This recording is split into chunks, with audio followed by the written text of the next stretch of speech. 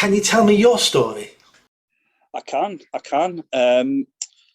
I got married, and the relationship was very rocky. Let's put it that way, without going into too much details. And I'd left my wife. On the day I'd left my wife, I was in another country. I was in Germany, starting a new life, and I got a phone call. She said she's pregnant. Got a father.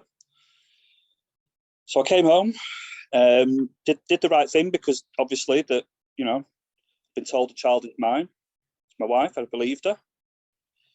And then I noticed, about when the child was about 4 to 6 months old, if memory serves me correctly, I couldn't see any features that it was mine. I could see the mother. I couldn't see me. So I actually raised it with her, and I said, child doesn't look like me. And she just dismissed it and said, oh, it doesn't look like me either. And that settled my nerves at the time, because it did cross my mind. And then there was a bit of a whispering campaign about my ex-wife, and I put it to her. I said, is the child actually mine? And she was very, very defensive, but it was what I wanted to hear. She was, absolutely, that child is yours. It couldn't be anybody else's. What you've heard is not true. And it settled me again. I just thought, okay, let's put it to one side, the way she defended herself. And again, there's only one answer you wanted from that question. Yes, I love that child so much. Even now, I do. It'll never go away. It'll never go away. But then there was an incident. Again, this is about 6 months later, and again, these doubts would come and go. By the way, it wasn't constant doubts all the way through. It was a little doubt here and there. But on the whole, I believed I was, on the balance of probabilities, I thought I was the child's father. And then I took a photograph of him one day on my car, and in this photograph, I could see he didn't look like his mum, and he didn't look like me, and it was like a suggestion in my mind to say, look, you're going to have to get a DNA test. So I wasn't working at the time. It was during lockdown as well. So I saved up the money to get a DNA test, which was an at-home test.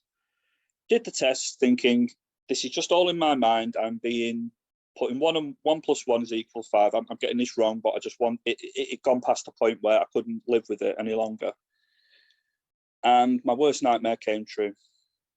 I found out on that date that the child I loved, deeply loved, and still do, wasn't mine. And my whole world ended that day. It was deeply upsetting for me, and still is to this day, and I think will be, Nick, for the rest of my life, to be frank with you. After I found out that sorry, it's quite emotional for me, this, but I do want to talk about it. After I found out I needed help, I needed to find people that knew about paternity fraud. And I couldn't, there wasn't much out there at all. There was various solicitors who dealt with it. There was no support group that I could find. In the UK, certainly, there is in America. There's a wonderful gentleman called Carnell Smith, who runs like an American, he's like happened to him in America, and he started to help change the law for men in the United States. But there was nothing in Britain. So everything I've learned about paternity fraud, I've picked up as I've gone along, including the legal process, what rights men have, and what redress in the criminal and civil courts there is available for men. Before we get into that side of things, can I ask you a couple more questions about your personal story? Yeah, of course you can. Yeah. I think one of the things that would hurt me, on top of the child not being biologically mine, would be, tell me if I'm wrong and tell me if this isn't relevant to you, but would be two other things. It would be the lies and the deceit of someone I thought I could trust and love, meaning your wife, not the child, obviously. And the other thing then, what I think would get to me is everybody laughing at me. Thank you. Yes. So when I found out on that day back in 2020. What hit me was the lie that had been told to me, the deceit, the hurt of being lied to about something monumental like that. And at first, I did feel very, very humiliated by it. It really did. I felt that, what are people going to say about me? Are there going to be loads of jokes around our social circles about what's happened? And I withdrew. I withdrew away from things. And it dawned on me a few months in, where I spoke to a friend, and she was wonderful. And she said, hold your head up, because you've done nothing wrong here. And that's exactly what I was going to follow up with then, is you've done nothing wrong.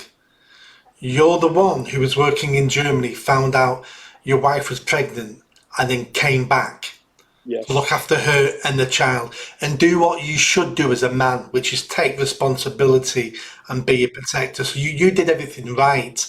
It wasn't your fault that you were lied to. that's exactly, and that's exactly what my friend said at the time. She's a wonderful lady, and I'm still very good friends with her now. And that's what she said to me when I didn't even want to tell anybody. I was that ashamed. I was like, wow. I kept it quiet. Our family kept it quiet. We didn't want to talk about it. And then when I actually finally rung her up, and I was going to the shop, and I said, I need to speak to her. And she was amazing. And she's still an amazing support to this day, my friend. But that's what she said to me. Hold your head up high. You've done nothing wrong here, Michael.